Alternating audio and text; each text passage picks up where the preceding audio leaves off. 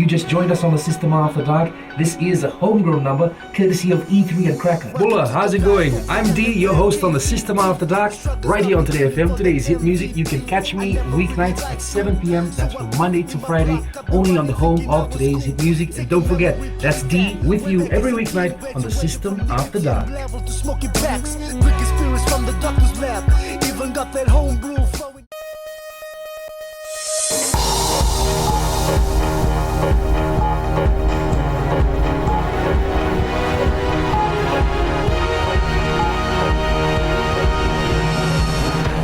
In this bulletin, the rental car of the deceased paralegal David Reddy retrieved from the Waindalide River.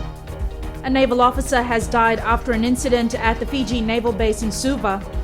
And Fiji hosts Papua New Guinea's senior officials for two-day meet.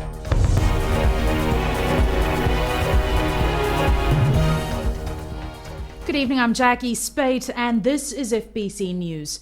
The rental car deceased paralegal David Reddy was last seen alive driving has been retrieved from Waindalide River in Tailevu this afternoon. Police investigations into the cause of death and the final moments of the Nandi man's life continue. Watisoni Raikondroka traveled to Tailevu and compiled this report.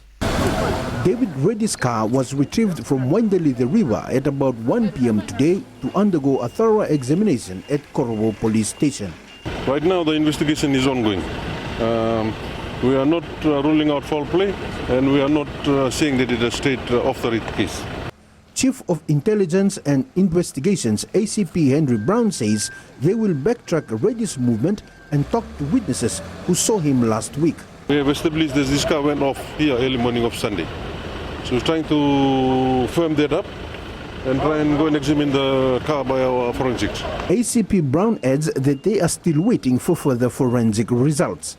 FBC News spoke to an eyewitness at the scene who says she alerted the village when they saw Reddy's body floating in the river. I saw his body on Tuesday when I came with my brother to fish, and the boat that came from Motoregi called out when they saw the body floating on the river. However, I then called to the village for help. Yesterday, the post-mortem examination was unable to ascertain the cause of death. Police continues to investigate the final moments of David Reddy's life. This submerged vehicle is another piece of the puzzle. Watisoni Raikondroka, FBC News.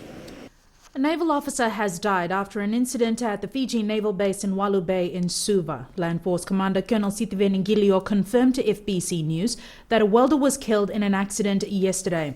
Colonel Ngilio says the man was welding when an explosion occurred and he later died of his injuries. He says the military is now in the process of coordinating arrangements with the next of kin. An inquiry will be conducted to find out the circumstances surrounding the accident. The victim's name has not been released. A prominent five-star resort on Denarau is now branded as part of the internationally renowned Hilton hotel chain following a 9-year wait. The Fiji Beach Resort and Spa, which opened in 2006, has leaped into financial stability through its new owners, Vision Group, who completed the buyout from its foreign owners last year. Christopher Chand reports. The resort has had a turbulent history. Since beginning operations in 2006, the hotel plunged into receivership 3 years later. This has been the Fiji Beach Resort and Spa, managed by Hilton. When it opened its doors, the resort was not fully completed, and so Hilton withheld full branding until the property reached the required standard. Vision Group acquired 60% of shares in 2011 to settle the resort's overseas debts and bought the remaining 40% shares in March last year. The Vision Group commitment has persuaded Hilton Worldwide to give the resort full Hilton branding from this Sunday, 1st March 2015. It becomes the Hilton Fiji Beach Resort and Spa, and the Vision Group is investing a further $28 million to complete the next stage of the resort. The next phase will see another 115 rooms being built by July this year, together with other major developments. And that's not all. A further injection of $15 million in 2017 will complete Phase 3. Vision Group and its shareholders have made gross investments of approximately $170 million over the last 9 years, and now proudly employ approximately 1,550 team members. Vision Group is one of the largest business empires in the country. From their ownership of Courts, Vision Motors, Mahogany Industries Fiji Limited, to its tourism ventures, including its latest acquisition of Sonei Sali and Tandrai Resort. Christopher Chand, FBC News. A senior officials meeting between Papua New Guinea and Fiji was held today at the Grand Pacific Hotel in Suva. The two-day session will focus on a positive move from the PNG government since Fiji returned to normalcy through elections. The meet provided a joint communique signed between Prime Minister Peter O'Neill and his Fiji counterpart Frank Bainimarama during the latter's state visit to PNG in April of 2013. Both countries are members of the Melanesian Spearhead Group, and discussions were on bilateral issues, including the 2014 Fiji general elections, land allocations for PNG High Commission in Suva. Also, with regards to tourism and hospitality, Papua New Guinea has a lot to learn from Fiji in that regard, and also in terms of agriculture, and also on the LNG project, the upcoming LNG project that will be held in Papua New Guinea, which will provide opportunities for employment for Fijians and other Pacific Islanders, which will be taking place in the Gulf province. The meeting, which was closed to the media, will end tomorrow.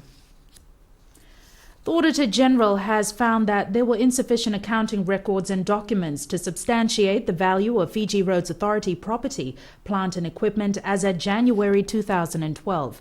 The 2014 Auditor General's report on FRA is for its accounts for the year ending December 31st, 2014. Eleanor Tarangai View reports. The report noted that FRA recorded a comprehensive loss of about $132.8 million in 2013, mainly due to a lack of appropriate records on the valuation of its assets. It noted that the financial statements, putting the value of property, plant and equipment at $4.6 million, were based on estimates and assumptions. There were also concerns about the non-disclosure of information in the financial statements concerning issues like the date of valuation, the valuer responsible, valuation method used in the absence of reliable data, the assumptions in estimating the value, and the extent the values were determined. The report recommended that FRA consider the issues raised against the valuation, put forward the report for road infrastructure to improve accuracy of future valuations, disclose information, and ensure that property, plant and equipment be properly accounted for. In response, FRA says when it took over from the Department of National Roads, its quality of assets data was extremely poor. The response, dated 5th December 2014, stated that FRA had previously advised the Auditor General's Office that it will likely be mid-2015 before it will be possible to value assets without assumptions and estimates. FRA says the assets can't be valued at all until it has an accurate understanding of exactly what infrastructure it owns, as it's never been valued by the Department of National Roads. It says when it took over in 2012, the quality of the Department of National Roads assets data was extremely poor.